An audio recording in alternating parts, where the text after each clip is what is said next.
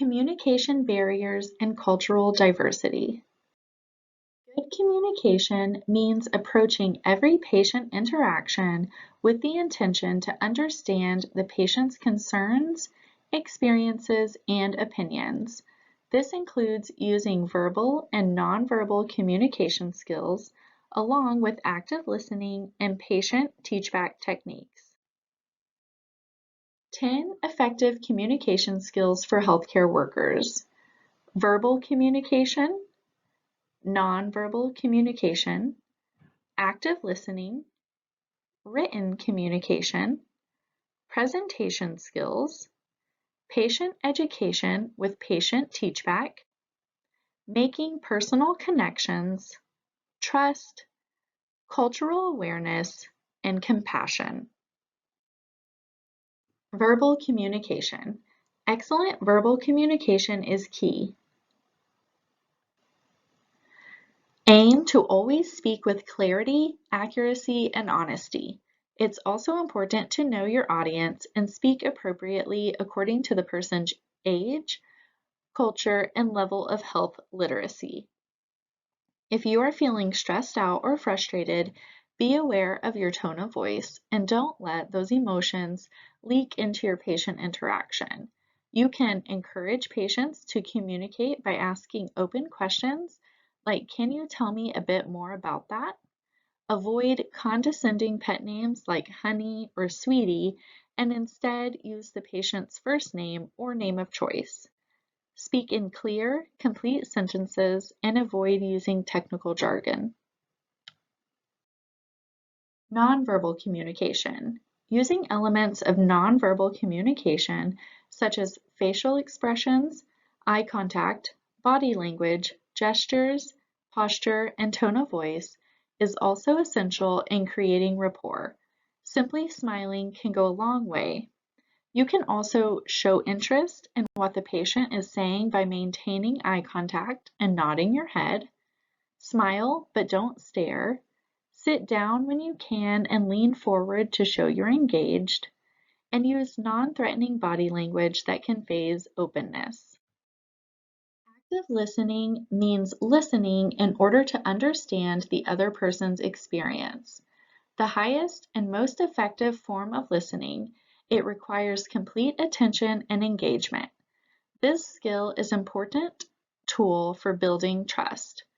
Active listening includes both verbal and nonverbal communication skills. For example, nod your head but never interrupt. Lean forward and maintain eye contact to let the person know you're engaged.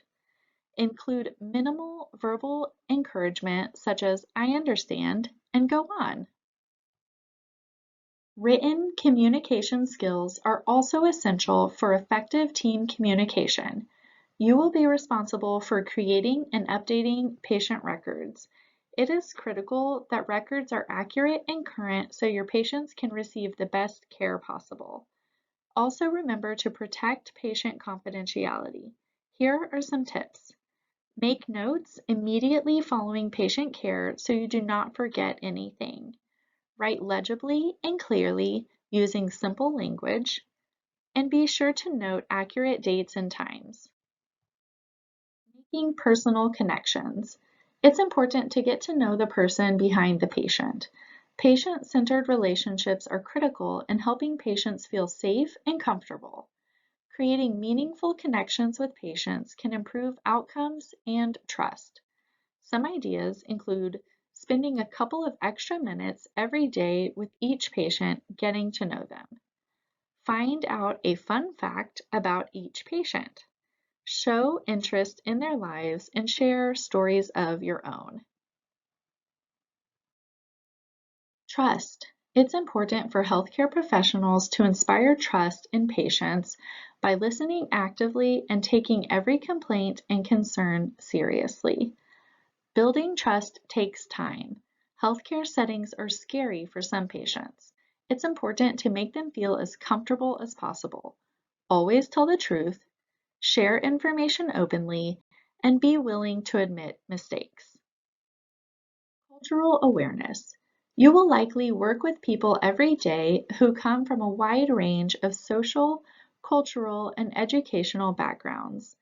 Every patient and coworker is unique, and it's important to be aware and sensitive. For example, gauge the patient's fluency with English and grade your vocabulary accordingly, or bring in a translator if necessary. With trans and gender non-binary patients, be sure to use their preferred name and pronoun. Compassion.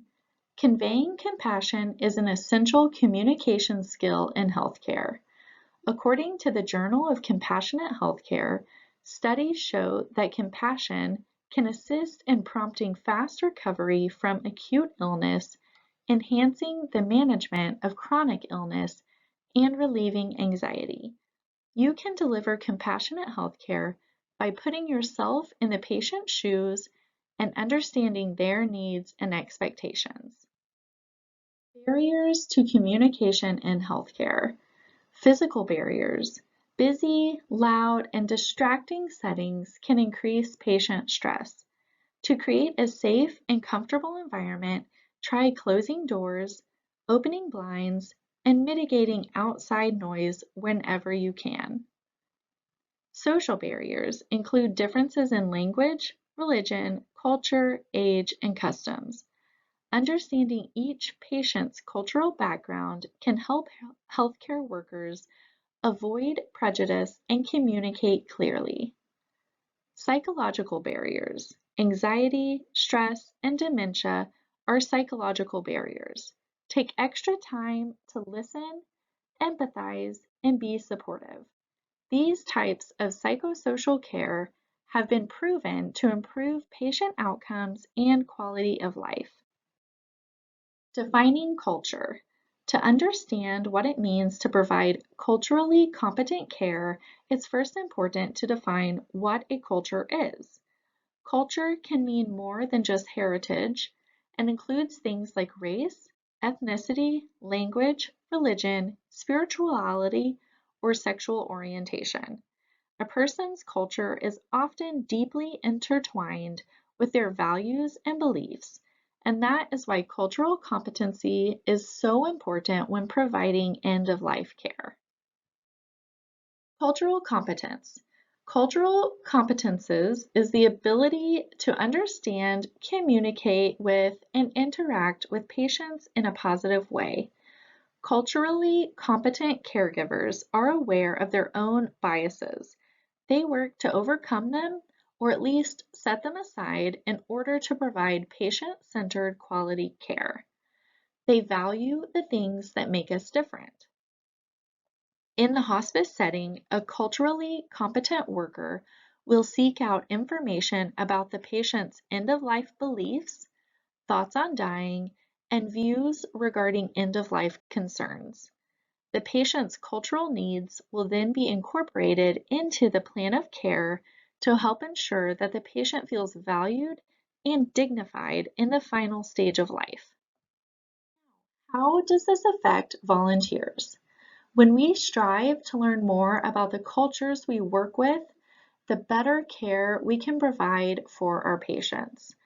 Volunteers should work to learn more about a patient's beliefs and values that are not inherently theirs and remain unbiased in providing care. Patients usually enjoy sharing their religious beliefs, and it is our duty as a team to research and learn more so we can be more competent caregivers. Take the time to learn more about patients and adjust visits accordingly. If you have any questions or concerns, please reach out to your volunteer manager.